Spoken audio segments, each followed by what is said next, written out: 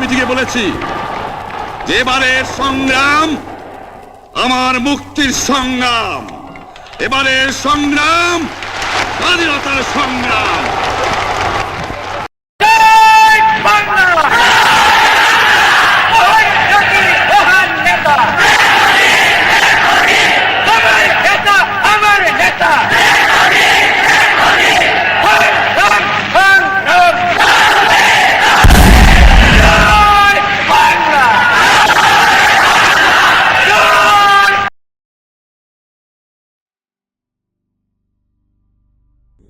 August 1947 Mountbatten পরিকল্পনা অনুযায়ী অবশেষে ভারতবর্ষ এবং পাকিস্তান দুটি ভিন্ন রাষ্ট্র হিসাবে লাভ করল বহু প্রতীক্ষিত স্বাধীনতা।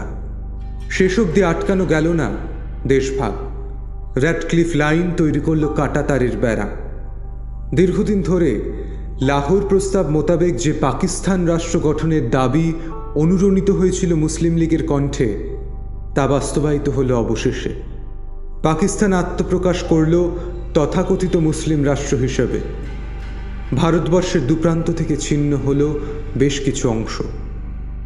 একাধারে পাঞ্জাব, বালুচিস্তান সহ বেশ কিছু অংশকে নিয়ে তৈরি হলো পশ্চিম পাকিস্তান, আর অন্যদিকে তৈরি হলো পূর্ব পাকিস্তান। কত মানুষ হলেন উদ্বাস্তু, হারালেন ভিটে মাটি। কত মানুষ হলেন দাঙ্গার শিকার। মাঝে শুধু থেকে গেল কিছু সম্পর্কের রসায়ন, আর তার উপর বসল কাঁটাতারের বেড়া। এরপর এসেছে অনেক ওঠাপড়া, যা ধীরে ধীরে প্রশস্ত করেছে আরেক রাষ্ট্র গঠনের পথ। মুছেছে পূর্ব পাকিস্তানের নাম, তৈরি হয়েছে সোনার বাংলা, বাংলাদেশ। পূর্ব পাকিস্তানের যে অংশ 1947 থেকে 71 পর্যন্ত, সেই সময়কার যে ঘটনা সবচেয়ে বেশি বাঙালিকে নাড়া দেয়, এপারের বাঙালিদেরও নাড়া দেয়, সেটা হচ্ছে ভাষা আন্দোলন 1952 সালে। তো এই ভাষা আন্দোলনের শরিক, সেটা যেহেতু আমার জন্মের অনেক দিন আগে হয়েছে, তবু যেটা আমার মনে আছে, ছোটবেলায় মফস্বল শহরে আমি থাকতাম, তখন প্রায়ই বিভিন্ন সময়ে সকালে যে প্রভাত ফেরি গান হতো বা আমাদের স্কুলেও যে প্রেয়ার হতো, তখন সেখানে নানা ধরনের, সেটা কখনো ধনধান্য পুষ্প ভরা, কখনো উঠো গো ভারত লক্ষ্মী, কখনো ভারত আমার, বঙ্গ আমার, ভারত আমার, এই ধরনের গানের পাশাপাশি মাঝে মাঝে প্রভাত সঙ্গীত হতো, আমার ভাইয়ের রক্তে রাঙানো 21শে ফেব্রুয়ারি। তো আমাদের জেনারেশন খানিকটা পাখি পড়ার মতো না বুঝে ওই গানটার পিছনে যে রক্ত এবং আবেগ এবং আত্মত্যাগ, ওইটাকে তখন আমরা বুঝতাম না, ওই ইতিহাসটা জানতাম না, কিন্তু গানের সুরটা ভালো লাগতো, ওই গানে আমরা একসঙ্গে গলা মেলাতাম। তো তারপরে যখন মুক্তিযুদ্ধ হচ্ছে এবং বাংলাদেশের জন্ম হচ্ছে, ওই সময়টায় আমার মনে আছে এইরকম 1971 সালে, ওই সময়টায় প্রথম খবরের কাগজ পড়তে শুরু করি। খবরের কাগজ পড়ার যে দুটো প্রধান উপলক্ষ বলে আমার মনে আছে, একটা হচ্ছে সুনীল গাভাস্কারের উত্থান অ্যাজ আ ক্রিকেটার, 2 নম্বর হচ্ছে বাংলাদেশের মুক্তিযুদ্ধ এবং বাংলাদেশের স্বাধীনতা। Let me make it very clear to you, leave no doubt that the state language of Pakistan is going to be Urdu and no other language.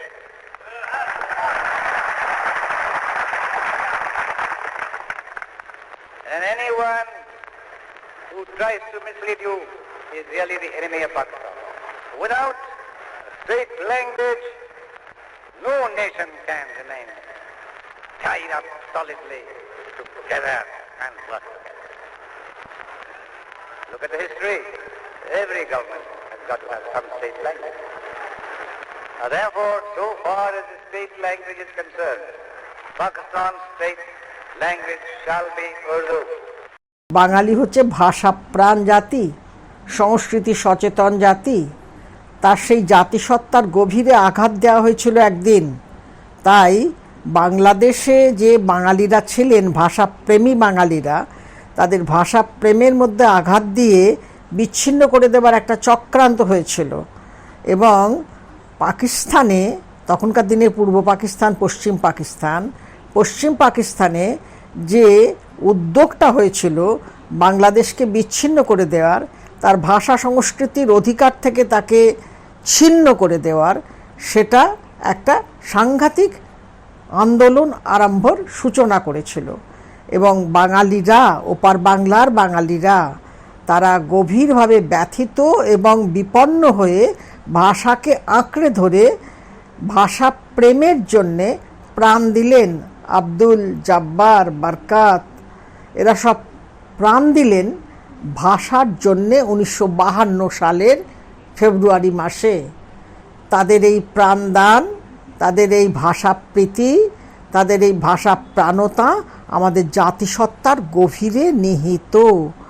52 সালে যে ভাষা আন্দোলন গড়ে উঠেছিল, 52 সালে যে উদ্যোগ আরম্ভ হয়েছিল, সেটা আমাদের কাছে স্মরণীয়, বরণীয় এবং গ্রহণীয় ঘটনা, ঐতিহাসিক ঘটনা। বরফের গোলা আস্তে আস্তে বরফ জমাতে জমাতে বিশাল একটা বড় হয়ে যায়, সেই রকম করে শুরু হলো। এবং তারই প্রতিক্রিয়ায় আমরা জানি যে 1954 সালে আওয়ামী লীগ যখন নির্বাচনে দাঁড়ায়, তারা পূর্ব পাকিস্তানে একদম সংখ্যাগরিষ্ঠতা পায়। মৌলানা ভাসানী ছিলেন, সুহরাওয়ার্দী ছিলেন, এবং তাতে পূর্ব পাকিস্তানে এই আওয়ামী লীগ সংখ্যাগরিষ্ঠতা পাওয়ার ফলে যেটা হলো, শেখ মুজিবও ছিলেন তাদের ডান হাতের মতো। এর ফলে রাজনৈতিক সংগ্রামের সঙ্গে ভাষা আন্দোলনের একটা যোগ তৈরি হয়ে গেল। এবং ক্রমে 1958 সালে সেখানে পাকিস্তানে স্বৈর শাসন এলো, আইয়ুবের শাসন প্রবর্তিত হলো।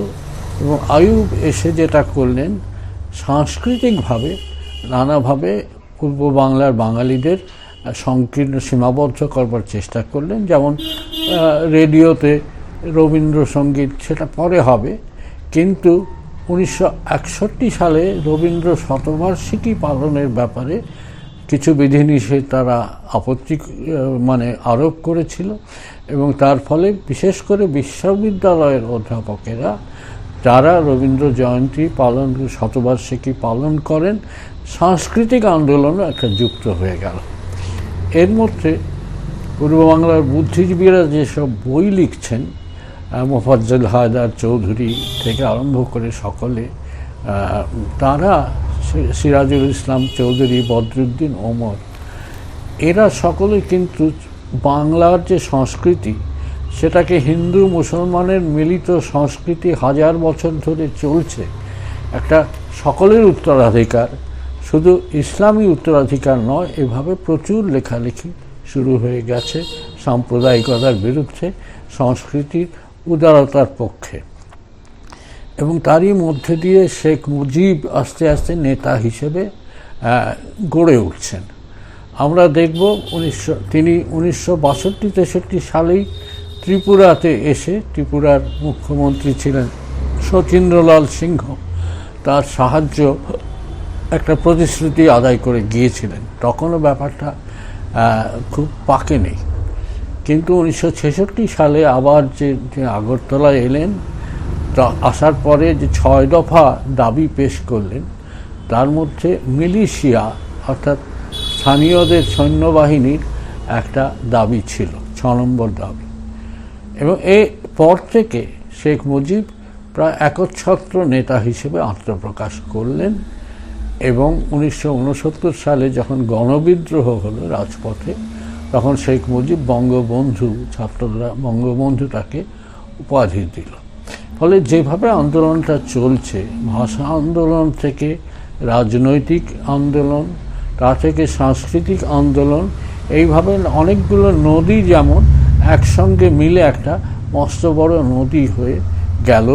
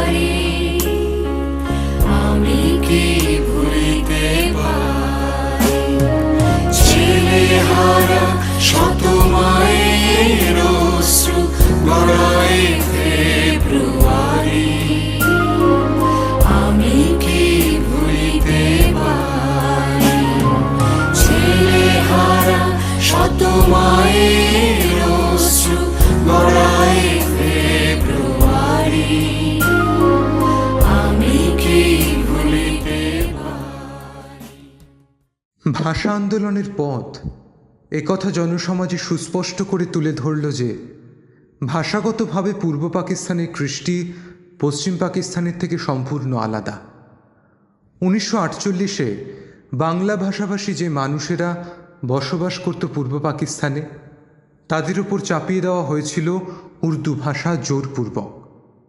কিন্তু সাংস্কৃতিক মেরুদণ্ড যে পূর্ব পাকিস্তানের সমাজের স্বকীয়তার প্রতীক ও তার থেকে পশ্চিম পাকিস্তানের সাংস্কৃতিক মেরুদণ্ডের দূরত্বও যে অনেক বেশি, তাদের যে কোনোভাবেই বলপূর্বক মেলানো যায় না, তা ক্রমেই প্রতিফলিত হতে শুরু করল। অন্যদিকে পাকিস্তানে আইয়ুব খানের শাসন চলাকালীন শুরু হলো আগরতলা ষড়যন্ত্র মামলা। তৎকালীন পূর্ব পাকিস্তানের জননেতা শেখ মুজিবুর রহমান সহ 34 জন রাজনৈতিক ব্যক্তিত্বের বিরুদ্ধে শুরু হয় এই মামলা। পাক সরকার অভিযোগ আনে যে মুজিব এবং বাকিরা তৎকালীন স্বাধীন ভারতবর্ষের ত্রিপুরার রাজধানী আগরতলায় এসে ভারতীয় জওয়ানদের সাথে দেখা করে পাকিস্তানের স্থিতাবস্থা বিনষ্ট করার চক্রান্ত করছে। সে যুগে সকলে এটিকে ষড়যন্ত্র বললেও একটি প্রশ্নচিহ্ন অবশ্যই থেকে যায়। পরবর্তীতে বাংলাদেশ জাতীয় সংসদের প্রাক্তন ডেপুটি স্পিকার তথা আওয়ামী লীগের অন্যতম সাংসদ ও উক্ত মামলার অন্যতম অভিযুক্ত শওকত আলী 2011 সালের 22 ফেব্রুয়ারি সংসদে জানান যে আদতে এই মামলা মিথ্যে ছিল না, বরং সমস্ত অভিযোগই ছিল সর্বৈব সত্য। প্রথমে যে কথাটা আমি বলবো সেটা হচ্ছে এই যে 1969 সালে যে গণ অভ্যুত্থান হলো এবং সেই গণ অভ্যুত্থানের ফলে ইয়াহিয়া খান ক্ষমতায় এলেন এবং ক্ষমতায় আসার পর তিনি প্রতিশ্রুতি দিয়েছিলেন যে, এমনকি জাতিসংঘের সামনে প্রতিশ্রুতি দিয়েছিলেন যে অবিলম্বে পাকিস্তানের নির্বাচিত সরকারের হাতে ক্ষমতা তুলে দেবেন। কিন্তু আমরা কি দেখলাম যে 1970-এর 7ই ডিসেম্বর জাতীয় পরিষদের নির্বাচনে 169টা আসনের মধ্যে আওয়ামী লীগ 167টা আসন পেল। তারপরেই পশ্চিম পাকিস্তানের রাষ্ট্রনায়কদের টনক নড়ে গেল। টনকটা কিভাবে নড়ল? মানে এইটা যে তারা মেনে নিতে পারলো না, আর এটা যে তারা চাইছে না কোনোভাবে যে প্রাদেশিক সরকারের হাতে ক্ষমতা হস্তান্তর, এটা যে চাইছে না, তার প্রমাণ হচ্ছে লারকানা ষড়যন্ত্র। এবং এই লারকানা ষড়যন্ত্রে আমরা দেখছি একদিকে ইয়াহিয়া খান এবং ভুট্টো, এরা দুজনেই যুক্ত ছিলেন। এবং তারপরে যে জিনিসটা তারা চালু করলেন, সামনে আনলেন, সেটা হচ্ছে টু মেজরিটি পার্টি তত্ত্ব। এই টু মেজরিটি পার্টি তত্ত্বটা কি? টু মেজরিটি পার্টি তত্ত্বটা হচ্ছে এই যে পশ্চিম পাকিস্তানে জুলফিকার আলী ভুট্টো প্রধানমন্ত্রী হবেন, আর পূর্ব পাকিস্তানে মুজিবুর রহমান প্রধানমন্ত্রী হবেন, আর সম্পূর্ণ পাকিস্তানের প্রেসিডেন্ট হবেন ইয়াহিয়া খান। এইভাবে 1970-এর নির্বাচনে আওয়ামী লীগের এই সাফল্যটাকে মুছে দেওয়ার একটা ষড়যন্ত্র পশ্চিম পাকিস্তানের রাষ্ট্রনায়করা করতে শুরু করেছিলেন। কিন্তু খুব সঙ্গত কারণে পূর্ব পাকিস্তানের সাধারণ মানুষ, যারা পশ্চিম পাকিস্তানের হাত থেকে মুক্তি পেতে চাইছে, ঐতিহাসিকরা যেটাকে বলছেন ঔপনিবেশিক, আধা ঔপনিবেশিক শাসন থেকে মুক্তি, কারণ 1947-এ ভারত ভাগের পর ইংরেজরা চলে গেছিল, কিন্তু পশ্চিম পাকিস্তানের ঔপনিবেশিক শাসনের যে উত্তরাধিকার পশ্চিম পাকিস্তানের শাসকরা পূর্ব পাকিস্তানের জনসাধারণের ওপর সেটা বজায় রেখেছিল।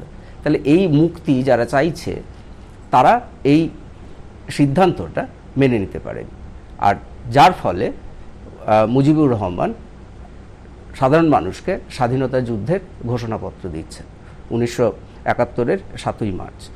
আর তারপরেই আমরা দেখছি 25শে মার্চ সেই নৃশংস হত্যাকাণ্ড শুরু হচ্ছে, যেটাকে আমরা ইতিহাসের পাতায় বলছি অপারেশন সার্চলাইট। 25শে মার্চ 1971। 25শে মার্চ 1971 এই দিনটি এই জন্যে গুরুত্বপূর্ণ যে পাকিস্তানি সেনা শাসকেরা তারা মনে করেছিলেন যে বাঙালির মনে ভয় ধরাতে হবে, এবং সেই ভয় ধরানোর জন্য যেটা করতে হবে, এমন একটা কোনো অভিযান করো যেখান থেকে ভয়ও ধরবে এবং তাদের দীর্ঘমেয়াদে একটা ক্ষতি হবে। সেই ক্ষতিটা হচ্ছে মেধাকে নিকেশ করে দাও। তার কারণ বাঙালি তার যে আত্মচেতনা, তার যে স্বাধিকারের প্রতি যে স্পৃহা, এটাকে যদি নির্মূল করতে হয় তাহলে মেধাকে নির্মূল করতে হবে। সেই জন্যে 25শে মার্চ রাতে যখন তারা পাকিস্তানি সেনানায়কেরা বুঝলেন যে পূর্ববঙ্গকে আর অখণ্ড পাকিস্তানের অংশ হিসেবে রেখে দেওয়া অত্যন্তই কঠিন হবে। অতএব একটা যুদ্ধ ঘোষণা করা হোক। সেই যুদ্ধ মানে আমরা সাধারণভাবে যুদ্ধ বলতে বুঝি যে ভিন্ন দেশের সঙ্গে যুদ্ধ। এখানে যুদ্ধ হচ্ছে দেশের অভ্যন্তরে। সেই যুদ্ধটির নাম হচ্ছে অপারেশন সার্চলাইট। আন্তর্জাতিকভাবে স্বীকৃত তালিকায় এই দিনটি এখনও নথিভুক্ত হয়নি। তার একটা বড় কারণ হচ্ছে যে নথির অভাব, অর্থাৎ সেই রাতে কি হয়েছিল, কারণ তখনও বিদেশি মিডিয়া পাকিস্তানের মাটিতে, অর্থাৎ পূর্ব পাকিস্তানের মাটিতে, ঢাকাতে সেইভাবে ছিল না। পূর্ব পাকিস্তান, ঢাকার যে সংবাদ মাধ্যম তারা এত উন্নত ছিল না, এবং সংবাদ মাধ্যমকেও কিন্তু সেই রাতে আক্রমণ করা হয়েছিল। অনেক সাংবাদিকের প্রাণ কেড়ে নেওয়া হয়েছিল, অনেক সাংবাদিককে অন্তরীণ করা হয়েছিল। ফলে ডকুমেন্টেশনের একটা অভাব আছে। কিন্তু মোটামুটি যেটা বাংলাদেশ গভর্নমেন্ট বিভিন্ন তথ্য সংগ্রহ করে তারা যে সরকারি সংখ্যাটি বলেছে সেটা হচ্ছে যে প্রায় 25,000 মানুষকে ওই রাতে হত্যা করা হয়েছিল। এটা শুধু ঢাকায় হয়েছিল তা নয়, অন্যান্য শহরেও হয়েছিল, কিন্তু মূল যে অভিযানটা তারা চালায় সেটা কিন্তু ঢাকা শহরে হয়। এবং প্রচুর মানুষ সেই রাতেই ঢাকা শহর থেকে তারা পালিয়ে যেতে বাধ্য হন। তারা তাদের গ্রামের বাড়িতে, দেশের বাড়িতে, কেউ ভারত অভিমুখে যাত্রা করে। তার কারণ হচ্ছে যে সবাই বুঝতেই পারছিল যে এইটা এক রাতের বিষয় নয়। তার কারণ শেখ মুজিব ঠিক সেই রাতেই তিনি বাংলাদেশের স্বাধীনতার ঘোষণা দিলেন। আমরা যেটা বলি যে 16ই ডিসেম্বর যুদ্ধ শেষ হলো, অর্থাৎ ভারতীয় এবং মুক্তি বাহিনীর কাছে পাকিস্তান সেনা আত্মসমর্পণ করলো, কিন্তু সেটা হচ্ছে আসলে পাকিস্তানের কবল মুক্ত হলো বাংলাদেশ। বাংলাদেশের স্বাধীনতা দিবসটি হচ্ছে 25শে মার্চ। সেই রাতে, অর্থাৎ মাঝরাতে মুজিবকে যখন গ্রেপ্তার করা হয়, গ্রেপ্তার করে করাচিতে তাকে নিয়ে যাওয়া হয়, তার আগে তিনি একটি রেডিও বার্তায় বলেছিলেন যে আজ থেকে বাংলাদেশ স্বাধীন, এবং এর জন্যে আজ থেকে আমাদের মুক্তিযুদ্ধ শুরু হলো, এবং এই মুক্তিযুদ্ধ আমরা ততদিন পর্যন্ত চালিয়ে যাব যতদিন না একজনও পাক সেনা বাংলাদেশের ভূমিতে থেকে যাবে, ততদিন আমরা এই লড়াই চালিয়ে যাব। পশ্চিম পাকিস্তানের শাসক শ্রেণী সূচনা লগ্ন থেকেই পূর্ব পাকিস্তানের উপর ক্রমেই চাপিয়ে দিয়েছে নানা সমস্যা। কখনো জোরপূর্বক আইন, কখনো কথা বলার ভাষা হিসেবে উর্দু, আবার কখনো বা করেছে অত্যাচার। পাকিস্তান রাষ্ট্র হিসাবে আত্মপ্রকাশের পর থেকেই পূর্বভাগেরও হয়তো আশা ছিল প্রচুর, তবু মেলেনি আশানুরূপ ফলাফল। মিলেছে শুধু একটি উপহার: বঞ্চনা, বঞ্চনা এবং বঞ্চনা। ঘূর্ণিঝড় ভোলার দাপটে যখন ত্রস্ত পূর্ব পাকিস্তান, তখন তৎকালীন পাক সরকারের অব্যবস্থা সেই বঞ্চনারই প্রতিফলন। অর্থবর্ষের বাজেটেও একই প্রতিফলন খুঁজে পেয়ে ঐতিহাসিক ম্যাকউইলিয়ামস এবং পিওট্রস্কি দি ওয়ার্ল্ড সিন্স 1945 শীর্ষক বইতে লিখেছেন, Only about 35% of the national budget was earmarked for East Pakistan, which was moreover a captive market for West Pakistani goods. বলা বাহুল্য, পূর্ব পাকিস্তানের মুক্তিকামী মানুষ মুজিবের আহ্বানে পথে নামে। তৈরি হয় মুক্তিবাহিনী। শুরু হয় পশ্চিমের পাক সেনার সাথে গেরিলা যুদ্ধ। বাংলাদেশ স্বাধীন করো, বাটের মাঠে তৈরি করো, বাংলাদেশ স্বাধীন করো, বীর বাগানে অস্ত্র ধরো, বাংলাদেশ স্বাধীন করো। আপনারা জোরে স্লোগান ধরেন, আমার দেশ তোমার দেশ, বাংলাদেশ বাংলাদেশ, আমার দেশ তোমার দেশ, বাংলাদেশ বাংলাদেশ। আজ দুঃখ ভারাক্রান্ত মন নিয়ে আপনাদের সামনে হাজির হয়েছি। আপনারা সবই জানেন এবং বোঝেন আমরা আমাদের জীবন দিয়ে চেষ্টা করেছি, কিন্তু দুঃখের বিষয় আজ ঢাকা, চট্টগ্রাম, খুলনা, রাজশাহী, রংপুরে আমার ভাইয়ের রক্তে রাজপথ রঞ্জিত হয়েছে। আজ বাংলার মানুষ মুক্তি চায়, বাংলার মানুষ বাঁচতে চায়, বাংলার মানুষ তারা আজ তার অধিকার চায়।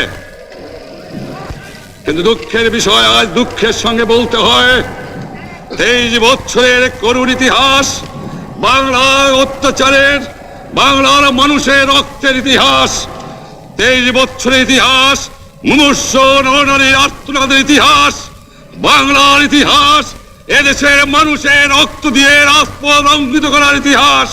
1952 সালে রক্ত দিয়েছি, 1954 সালে নির্বাচনে জয়লাভ করেও আমরা গদিতে বসতে পারি নাই। 1958 সালে আইয়ুব খান মার্শাল ল জারি করে 10 বছর পর্যন্ত আমাদের গোলাম করে রেখেছে। 1967 সালে 6 দফার আন্দোলনে 7ই জুনে আমার ছেলেদের গুলি করে হত্যা করা হয়েছে। 1969 সালে আন্দোলনে আইয়ুব খানের পতন হওয়ার পরে যখন ইয়াহিয়া খান সাহেব সরকার নিলেন, তিনি বললেন দেশে শাসনতন্ত্র দেবেন, গণতন্ত্র দেবেন, আমরা মেনে নিলাম। আমরা গেরিলা বাহিনী যেটাকে বলি সেটা হচ্ছে আসলে বাংলাদেশের ছাত্র জনতার সমন্বয়ে গঠিত বাহিনী, এবং গেরিলা বাহিনীতে মূলত যারা ছিলেন ওই সময় তারা কিন্তু সব বেসামরিক অংশের লোক। সামরিক অংশের লোকেরা সাধারণত গেরিলা বাহিনীর কর্মকাণ্ডের মধ্যে পড়ে না। এবং এই যে যুদ্ধ কৌশল, গেরিলা বাহিনীর যে যুদ্ধ কৌশল, তার মধ্যে কতগুলো প্রক্রিয়া ছিল যেটা ট্রেন্ড সামরিক বাহিনীর বোঝা সম্ভব না। কারণ গেরিলা বাহিনীরা সাধারণত যে পদ্ধতিতে যে কৌশলে যুদ্ধটা করে বা পন্থাটা অবলম্বন করে সেটা হচ্ছে 1 অতর্কিত আক্রমণ, 2 অন্তর্ঘাত, 3 হঠাৎ করে হানা, 4 হঠাৎ করে একটা জায়গাতে ক্ষুদ্র যুদ্ধ শুরু করে দেওয়া, যোগাযোগ ব্যবস্থাকে বিচ্ছিন্ন করে দেওয়া যাতে মূল বাহিনী মানে শত্রুপক্ষের মূল বাহিনী ওই অঞ্চলে প্রবেশ না করতে পারে। এই যে পন্থাটা, এই পন্থার সাথে পশ্চিম পাকিস্তানের যারা ট্রেন্ড সামরিক বাহিনী তারা কিন্তু পরিচিত ছিল না। এবং এই যে যুদ্ধ কৌশল গেরিলা বাহিনীর ওই সময়ের বাংলাদেশের আপামর সাধারণ মানুষরা নিচ্ছেন, এই গেরিলা বাহিনীর এই যে যুদ্ধ কৌশল ঐতিহাসিকরা অনেক সময় বলছেন এটা হচ্ছে চে গুয়েভারার দ্বারা অনুপ্রাণিত ছিল বলে মনে করছেন অনেকে। আবার অনেকে বলছেন এটা ফরাসি মাকি বাহিনী, ভিয়েতমিন কং এবং মার্শাল টিটোর গেরিলা বাহিনীর সঙ্গে তুলনা করছেন এদের রণকৌশল এবং কার্যকারিতার কারণে। এবং যার ফলে আমরা দেখছি যে গেরিলা বাহিনী অনেকটা সফল হচ্ছে। এবং এই যে গেরিলা বাহিনী যারা ছাত্র, যুব, শ্রমিক, কৃষক, গ্রামের সাধারণ মানুষ যারা এর সাথে সম্পৃক্ত হচ্ছে, এদের যে মুক্তি পাওয়ার যে আকাঙ্ক্ষা, সেই আকাঙ্ক্ষার সাথে লড়াই করা কোনোভাবে এই ট্রেন্ড সামরিক বাহিনীর পক্ষে সম্ভব হচ্ছে না। কারণ 1947-এর পরে পশ্চিম পাকিস্তানের টোটাল সামরিক বাহিনী কিন্তু পূর্ব পাকিস্তানের যে অঞ্চল, ভৌগোলিক পরিবেশ, সীমানা এই সম্বন্ধে খুব একটা ওয়াকিবহাল ছিল না। সুতরাং এদের এই রণকৌশল সর্বাঙ্গীনভাবে সাফল্য পাচ্ছে এবং তার জন্য আমরা দেখছি যে যুদ্ধটা যখন শুরু হচ্ছে 6ই ডিসেম্বর, তার খুব অল্প দিনের মধ্যে, মাত্র 10 দিনের মাথায় ঢাকার পতন ঘটছে। এটাই হচ্ছে গেরিলা বাহিনীর সাফল্যের মূল চাবিকাঠি। মুক্তিকামী মানুষের এই যুদ্ধ ছিল স্বাধীনতার লড়াই, স্বাধীন রাষ্ট্র গঠনের লড়াই। বয়স, পেশা, লিঙ্গ নির্বিশেষে পূর্ব পাকিস্তানের বহু মানুষ নিজেদের সামিল করে এই সংগ্রামে।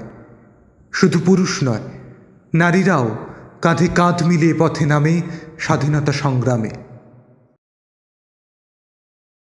বাংলাদেশে মুক্তিযুদ্ধে নারীর অবদান,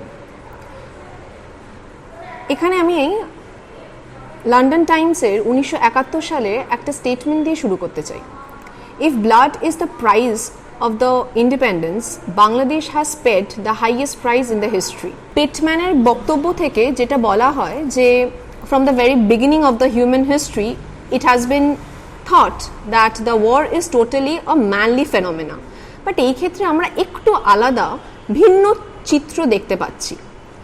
যেমন 1971 সালে মুক্তিযুদ্ধে নারীর অবদান ছিল খুবই গুরুত্বপূর্ণ, এক কথায় বলা যেতে পারে অনস্বীকার্য। পুরুষের পাশাপাশি নারীরাও বিভিন্নভাবে মুক্তিযুদ্ধে অবদান রেখেছেন, সেটা সশস্ত্রে যোদ্ধা হিসেবে হোক বা খাবার সরবরাহকারী হিসেবেই হোক। আমরা দেখতে পাই যে প্রত্যক্ষ নারীর অবদান যেভাবে আমরা দেখতে পেয়েছি, যেমন খুব উল্লেখযোগ্য হলো খালিদা খানম, তারামন বেবি, রিজিয়া চৌধুরী, মমতাজ বেগম প্রমুখ। এছাড়াও যেটা বলার, বাঙালি নারীদের পাশাপাশি অনেক আদিবাসী নারীরাও কিন্তু মুক্তিযুদ্ধে আন্দোলনে অংশগ্রহণ করেছিলেন। এখানে এই গোবরা এলাকায় এখানে নারীর মুক্তিযোদ্ধারাও সরাসরি যুদ্ধে অংশগ্রহণ করে, আবার কেউ সেবার কাজেও নিয়োজিত হন। বাংলাদেশ সরকার কর্তৃক বাংলাদেশের স্বাধীনতা যুদ্ধে অবদান রাখা নারীর জন্য ছিল একটি খেতাব। বাংলাদেশ স্বাধীনতা যুদ্ধের পর 1971 সালের 16ই ডিসেম্বর পাকিস্তান থেকে স্বাধীনতা লাভ করে। যুদ্ধের সময় বাংলাদেশের প্রায় 2 থেকে 4 লক্ষ নিরীহ নারী পাকিস্তান সেনাবাহিনী ও তাদের সহযোগীদের দ্বারা ধর্ষিত হয়। নির্যাতিত নারীদের যথাযোগ্য সম্মান ও মর্যাদা দেবার জন্য বাংলাদেশকে আহ্বান জানান এবং বীরাঙ্গনাদের নিজের মেয়ে হিসেবে আখ্যায়িত করেন। কিন্তু তা সত্ত্বেও এদের অনেকে আত্মহত্যা করে, অনেকে দেশ ছেড়ে বাইরে গৃহস্থালী কাজের জন্য গমন করে এবং প্রচুর জন যাদেরকে সমাজ কিন্তু মেনে নেননি। এছাড়াও আমরা দেখেছি নারী অধিকার কর্মীরা বীরাঙ্গনাদের মুক্তিযোদ্ধা হিসেবে গ্রহণ করার জন্য ঘোষণাও দাবি জানান। এই বীরাঙ্গনাদের ইতিহাস আমরা যেমন পেয়েছি, আমরা বীরাঙ্গনাদের নিয়ে কাজ কিন্তু এখনো বাংলাদেশে হয়। বীর প্রতীক, বীর প্রতীক এই আখ্যাটা দেওয়া হয়েছিল মুজিবুর রহমানের সময় 1973 সালে। দুজন বীর প্রতীক নামে আখ্যায়িত হন, এক তারামন বিবি, দুই ডক্টর সিতারা বেগম। তারামন বিবিকে যখন বীর প্রতীক নামে আখ্যায়িত করা হয়েছিল তখন ওনাকে কোথাও খুঁজে পাওয়া যায়নি। 1995 সালে তারামন বিবির খোঁজ করতে করতে একটি গ্রামে ওনাকে পান। সেখান থেকেই বলা হয় যে ওই সেই যোগ্য সম্মান, বীর প্রতীকে সেই যোগ্য সম্মান তারামন বিবি কিন্তু 1995 সালে পান, যেটা তার পাওয়ার কথা ছিল 1973 সালে। এই যুদ্ধ থেমে থাকলো না একটি অন্তর্বর্তী সমস্যা হিসেবে। প্রতিবেশী রাষ্ট্র ভারত ক্রমে জড়িয়ে পড়ল এই যুদ্ধে। 1970-এর নির্বাচনে বঙ্গবন্ধুর জয়লাভের পর থেকেই পূর্ব পাকিস্তানের উপর চলছিল নানা ধরনের অত্যাচার। বহু গণহত্যার সাক্ষী থেকেছে ওপার বাংলা সে সময়। দীর্ঘ সময় ধরে গেরিলা যুদ্ধ করে গিয়েছে মুক্তিবাহিনী। জেনারেল MAG ওসমানী এবং 11 সেক্টরস কমান্ডারদের নেতৃত্বে পাকিস্তানি নৌসেনার বিরুদ্ধে শুরু করেছে অপারেশন জ্যাকপট। তবে এর মাঝে ঘটে যায় বহু ঘটনা, যা এই সংগ্রামকে এক নয়া মোড় দেয়। 1971-এর 25শে মার্চ থেকে 26শে এপ্রিলের মাঝে যখন চলছে অপারেশন সার্চলাইট, 26শে মার্চ রাত 1:15 নাগাদ পাক সেনার হাতে গ্রেপ্তার হন শেখ মুজিবুর রহমান। আওয়ামী লীগের নেতা MA হান্নান বালুরঘাট থেকে ঘোষণা করেন বাংলাদেশের স্বাধীনতা, যা আজ বাংলাদেশের স্বাধীনতা দিবস হিসেবে পালিত হয়। পরদিন 27শে মার্চ মেজর জিয়াউর রহমান পুনরায় বাংলাদেশের স্বাধীনতা ঘোষণা করেন। 31শে মার্চ 1971 শুরু হয় সংঘর্ষ কুষ্টিয়ায়। ইতিমধ্যেই চট্টগ্রাম, যশোহর, খুলনা সহ সর্বত্রই মুক্তিবাহিনী সরাসরি যুদ্ধে লিপ্ত হয়। পরবর্তীতে পাকিস্তান উত্তর ভারতে এয়ার স্ট্রাইক লঞ্চ করলে উত্তর দিতে দেরি করেনি ভারত সরকারও। তৎকালীন ভারতীয় প্রধানমন্ত্রী ইন্দিরা গান্ধীর নির্দেশে ভারতীয় সেনা হানা দেয় ভারত পাক সীমান্ত ধরে। 1971-এর বাংলাদেশ মুক্তিযুদ্ধে তখনকার ভারতের প্রধানমন্ত্রী শ্রীমতী ইন্দিরা গান্ধীর ভূমিকা, এটা বরাবরই ঐতিহাসিক মহলের বা সমাজবিজ্ঞানীদের একটা বড় চর্চার বিষয় এবং এই নিয়ে অনেক লেখালেখি হয়েছে, গবেষণা হয়েছে। আমাদের দেশের এবং বাংলাদেশের বিভিন্ন লেখাগারগুলিতে প্রচুর তথ্য আছে। সম্প্রতিকালে কয়েকজন এটা নিয়ে বিশেষ করে চর্চা করেছেন, যেমন গ্যারি বাস কিংবা শর্মিলা বসু বা শ্রীনাথ রাঘবন। এখন এই নতুন যে গবেষণা বা লেখালেখি, তার সঙ্গে পুরনো যে আমাদের ঐতিহাসিক তথ্যগুলো আছে সেগুলোর তফাৎটা কোথায়?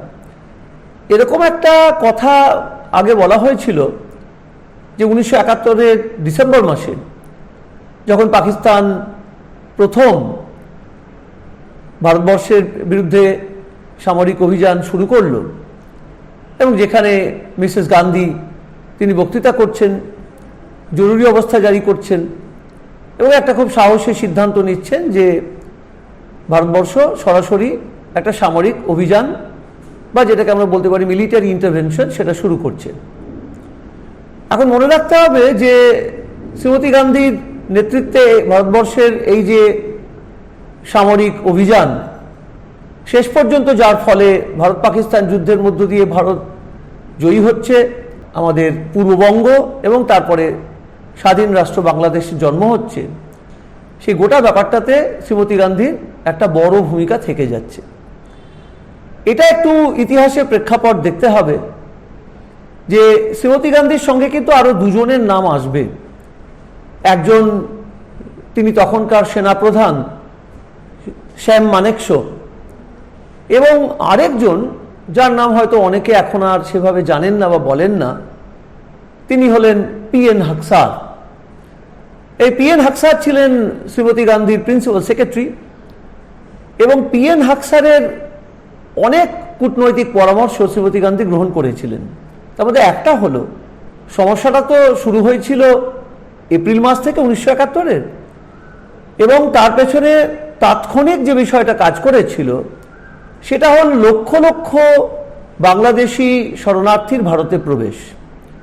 এবং শ্রীমতী গান্ধী যে কূটনীতিটা নিয়েছিলেন সেটা হলো যে ইউনাইটেড নেশনসের একটি স্বাধীন রাষ্ট্র হিসেবে পাকিস্তানও রয়েছে, ভারতবর্ষও রয়েছে, অতএব ভারত তো পাকিস্তানের সরাসরি কোনো সামরিক অভিযান করতে পারে না।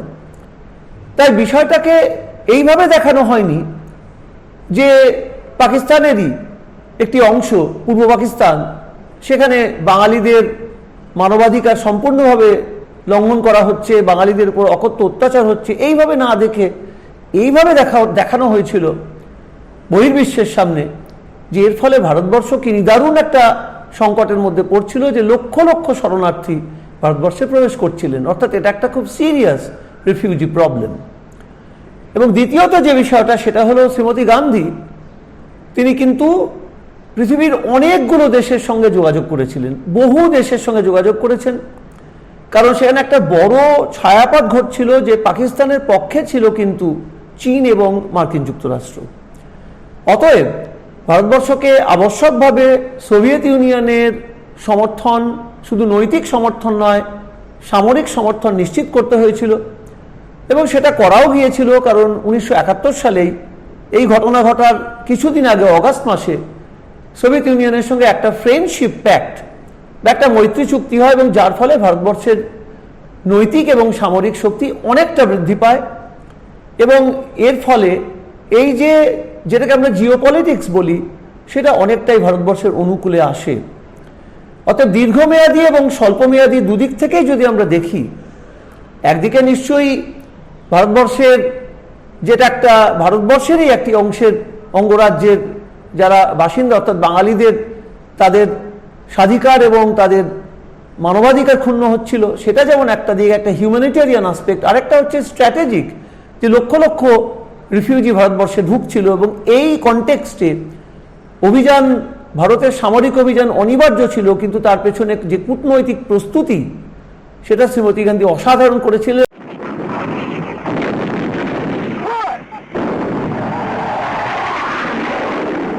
A couple of years later, India had to face the enormous problem of a mass exodus of refugees from East Pakistan. A war ensued, and Bangladesh was born. Well, surely that the massacre there stops, the rape stops, the burning of villages stops. Can it not be fairly put to you that you're contributing in a way to the exodus of the refugees by your support for the Pakistan guerrillas? Now, mustn't you, in effect, face the question of having to reduce your support for the guerrilla armies operating in East Pakistan? Does that mean we allow a massacre to continue? What happened first? How many people were killed according to your correspondence of British newspapers, of American newspapers, of French newspapers, Canadian newspapers, Arabian newspapers? The massacre began long before there was a single guerrilla. But it's a contribution to quietening the situation, as I say. No, what does quietening mean? Does it mean that we allow, we support the genocide. And do you think it can be stopped? Do you think people are going to sit aside and watch their women raped in front of them? And say that, no, we are going to quieten the situation? That's not quietness. That is the worst possible type of war, is the worst possible type of violence. এরপর সংগ্রামের পারদ চড়ল আরও বেশি। পাক সেনা বেছে নিল পূর্ব পাকিস্তানের মানুষদের ওপর চূড়ান্ত নিপীড়নের পথ। 2রা এপ্রিল জিঞ্জিরা হত্যাকাণ্ড, 6ই এপ্রিল দি ব্লাড টেলিগ্রাম। এমতাবস্থাতেই 10ই April provisional Bangladesh government in exile গঠিত হলে 11ই এপ্রিল বাংলাদেশের প্রধানমন্ত্রী তাজউদ্দিন আহমেদ একটি বেতার বার্তা দিলেন।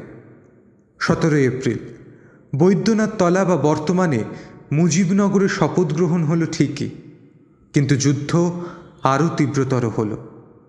18ই এপ্রিল কুমিল্লায় চলল দারউইনের যুদ্ধ, আর অন্যদিকে চট্টগ্রামে রঙ্গমতি মাহালচারি জলপথেও চলল যুদ্ধ। 25শে এপ্রিল থেকে 15ই আগস্ট অবধি মুক্তিবাহিনী চালালো অপারেশন জ্যাকপট। তাজউদ্দিন আহমেদ অস্ত্র সাহায্যের আবেদন জানালেন প্রতিবেশী রাষ্ট্রসমূহকে। এরই মধ্যে 5ই মে ঘটে গেল গোপালপুর ম্যাসাকার। এক পক্ষকাল অতিক্রম হতে না হতেই 20শে মে পাক সেনার হাতে খুলনার কাছে মারা গেলেন প্রায় 10,000 মানুষ। ঘটল চুকনাকার ম্যাসাকার। রফিকুল ইসলামের আ টেল অফ মিলিয়ন্স থেকে জানা যায়, ইতিমধ্যেই 15ই মে ভারতীয় সেনা সহায়তা প্রদান করতে শুরু করে মুক্তিবাহিনীকে। 24শে মে কলকাতায় ঠাঁই পায় স্বাধীন বাংলাদেশ বেতার কেন্দ্র, যেখান থেকে সম্প্রচারিত হতে থাকে যুদ্ধ সংক্রান্ত খবর। অবশ্য ইন্দিরা গান্ধী এখানেই থেমে থাকেননি। কখনো সীমান্ত খুলে দিয়ে অসহায় মানুষ তথা শরণার্থীদের পুনর্বাসনের বন্দোবস্ত করেছেন, কখনো আবার নিজে ছুটে গিয়েছেন পুনর্বাসন শিবিরে। সেই যুদ্ধের সময় ভারতবাসী সেই বাংলাদেশের মানুষের সঙ্গে একাত্ম হয়েছিল এবং দুটো অক্ষশক্তি হয়ে গেছিল। আমাদের দেশের অক্ষশক্তি ছিল ভারতবর্ষ, বাংলাদেশ এবং সোভিয়েত ইউনিয়ন একসঙ্গে, আর উল্টো দিকে ছিল পাকিস্তান, আমেরিকা, চীন। আমেরিকা 7ম নৌবহর পাঠিয়েছিল আমাদের বিরুদ্ধে, সেই সব গল্প তোমরা শুনে থাকবে। এবং ভারতবাসী সেটাকে জুড়েছে। তখন আমাদের তরুণ সমাজ একসঙ্গে মিলে দাঁড়িয়ে আমরা ধ্বনি দিয়েছিলাম, বিশ্বে আনছেন নতুন দিন, ইন্দিরা মুজিবর কোসিগিন। একদম এই কণ্ঠে এই ধ্বনি হয়েছিল। হ্যাঁ, এবং আমাদেরকে ভারতবাসী, ভারতীয় তরুণদের এক জায়গায় এনে দিয়েছিল। এমনকি যারা বিরোধী পক্ষ ছিলেন, অটল বিহারী বাজপেয়ী ইত্যাদি যারা ছিলেন, তারা ইন্দিরা গান্ধীকে মা দুর্গা বলেছিলেন সেই সময়। সমস্ত ভারতবাসী একসঙ্গে দাঁড়িয়েছিল, হিন্দু, মুসলমান, খ্রিস্টান, শিখ সকল একসঙ্গে। এবং সেটা ছিল গণতন্ত্রের পক্ষে, সেটা ছিল ধর্মনিরপেক্ষতার পক্ষে, সেই লড়াইটা ছিল মানবিকতার পক্ষে। 50 বছর পরেও সেই লড়াইয়ের এটা যখন স্মরণ করি আমি গর্বিত বোধ করি যে আমি সেই লড়াই দেখেছি, সেই লড়াইয়ের আবহতে চলেছি। কিন্তু আছে আমার মানুষের একতা, আছে তাদের ঈমান, আছে তাদের শক্তি। এই মনুষ্য শক্তি নিয়েই এই বাংলাকে নতুন করে গড়ে তুলতে চাই। তাদের কাছে আমি চাই যে যেভাবে যদি আরো 2 মাস লাগতো কি 3 মাস লাগতো স্বাধীন হতে, তো তোমরা যুদ্ধ করতে না? যদি 1 বছর লাগতো যুদ্ধ করতে না? না খেয়ে কষ্ট করতে না? তোমরা শত্রু মোকাবেলা করতে না? গুলি খেয়ে মরতে না? এই 1 বছর তোমাদের সর্বস্ব ত্যাগ করে আমার দেশের গঠনমূলক কাজে আত্মনিয়োগ তোমাদের করতে হবে। করবা? রাস্তা তোমাদের নিজেদের করতে হবে, ব্রিজ তোমাদের নিজেদের করতে হবে, ফসল উৎপাদন তোমাদের করতে হবে, গ্রামে গ্রামে তোমাদের কাজ করতে হবে, শান্তি শৃঙ্খলা তোমাদের এরিয়াতে তোমাদের রাখতে হবে। করবা? আমি জানি তোমরা করবা। এই ঘটনা সমকালের আন্তর্জাতিক সম্পর্ক ও কূটনীতি নির্ধারণেও বিশেষ ভূমিকা পালন করেছিল। বলা বাহুল্য, দক্ষিণ এশিয়ার বুকে ঘটে চলা এই ঘটনা সম্মিলিত জাতিপুঞ্জের নজরও কেড়েছিল। একবার সিকিউরিটি কাউন্সিলের একটা অ্যাসেম্বলি হয়েছিল, সেখানে ভারতের ভারতের অ্যাক্টিভিটিকে অ্যাগ্রেশন হিসাবে দেখা হয়েছিল বা ভারতকে কন্ডেম করা হয়েছিল, কিন্তু জেনারেল অ্যাসেম্বলির তথ্য ভারত মানতে বাধ্য ছিল না এবং সেটা মানাও হয়নি, এবং সিকিউরিটি কাউন্সিলে সিজফায়ারের দাবি বারবার হলেও সেটা কিছুভাবে কাজে আসেনি। এবং যে নেগোসিয়েশনটার কথা মালয়েশিয়ার ফর্মার প্রাইম মিনিস্টারকে বলা হয়েছিল, তিনিও কিন্তু কোনো কিছুভাবে নেগোসিয়েশন করে উঠতে পারেননি। ইউথান্ট বলেছেন যে এত ক্ষয়ক্ষতি হওয়ার পরেও, এবং ভারতের অবস্থা তখন যথেষ্ট প্রিকেরিয়াস হয়েছিল কারণ এত রেফিউজি চলে এসেছিল ভারতে, কিন্তু তারপরেও হিউম্যানিটেরিয়ান গ্রাউন্ডসেও কিন্তু কিছুভাবে কোনো পদক্ষেপ নেওয়া যায়নি, এবং সেটার একটা বড় আক্ষেপ তার অটোবায়োগ্রাফির মধ্যে পাওয়া যায়। আজ এসব কথাই থেকে গেছে ইতিহাসের পাতায়, যা খানিক প্রতিফলিত হয়েছে সাহিত্যে, খানিক উঠে এসেছে চলচ্চিত্রের মাধ্যমে। সেলিনা হোসেনের উপন্যাসই হোক বা সাম্প্রতিককালের মাটি, আজও বন্ধন খুঁজে চলে সেদিনের ইতিহাসের সাথে বর্তমানের। There is a plethora of literature on the Bangladesh Liberation War, apart from several documentaries and films which were made right from 1971-72 up to our more recent times. Now, among the short stories, novels and poems which we get, one can mention a short story, Ghor Palano Ek Shishur Kahini by Ruman Hafiz. Also,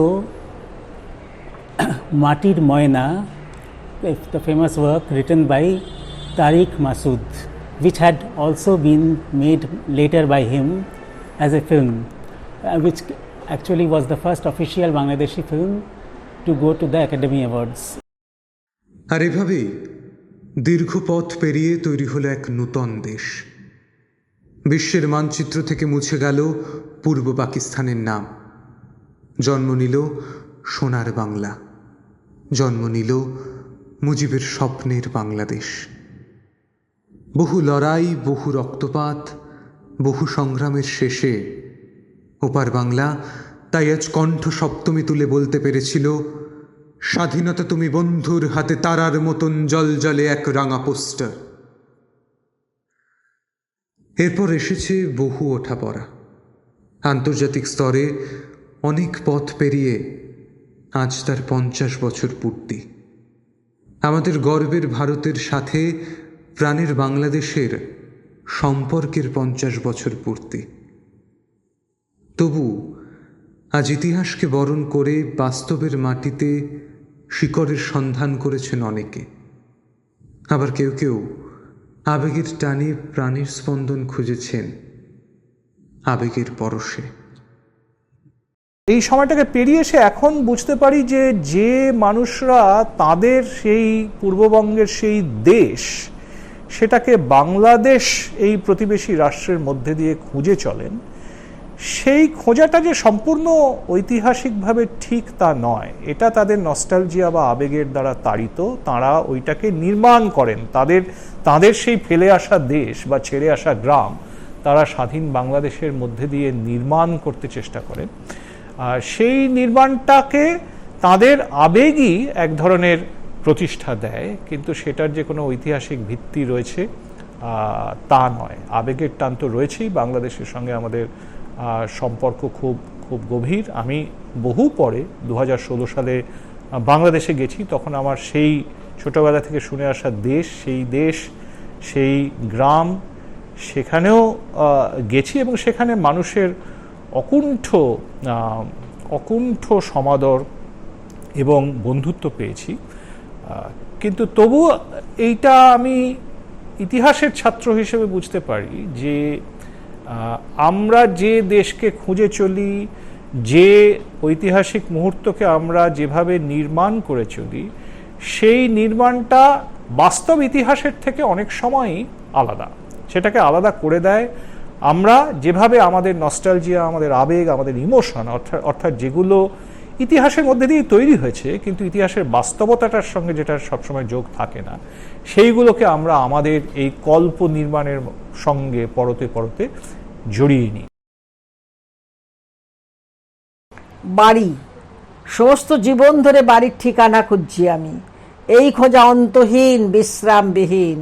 কে আমাকে ঘর দেবে গো, কে দেবে আশ্রয়, কে আছো নির্ভর সখা, আমি মহাকাব্যের যুগে দ্রৌপদী ও অর্জুনের মধ্যে আমার নিজস্ব বাড়ি পর্যাপ্ত খুঁজেছি।